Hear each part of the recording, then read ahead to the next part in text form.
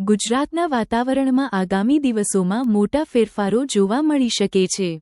મે મહિનામાં ભારે પવન અને ગાજવીજ સાથે વરસાદની શક્યતા છે.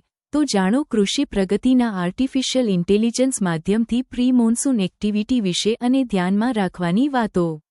હવામાન નિષ્ણાતો અને હવામાન વિભાગ દ્વારા મે મહિનાની શરૂઆતથી જ પ્રી મોન્સૂન એક્ટિવિટી સક્રિય થવાની સંભાવના છે.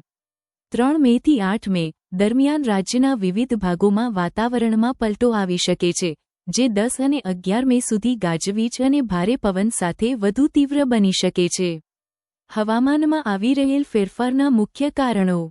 Anti cyclone. અરબી સમુદ્રમાં મજબૂત એન્ટી સાયક્લોનિક સિસ્ટમ સક્રિય છે, જે ભેજ ખેંચવામાં મદદરૂપ છે.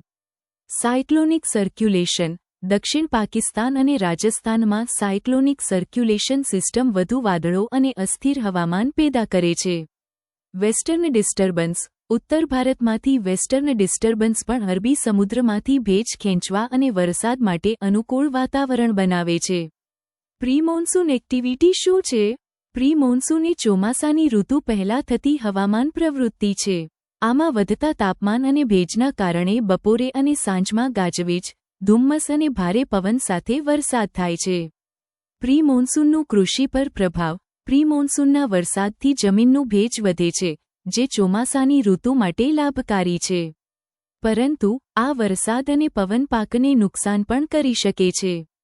ખેડૂતો માટે સૂચનો. પાકની સુરક્ષા કરો. મોસમની અનુમાન પર નજર રાખો અને પવન અને ગાજવીજની આગાહી પ્રમાણે તૈયાર રહો.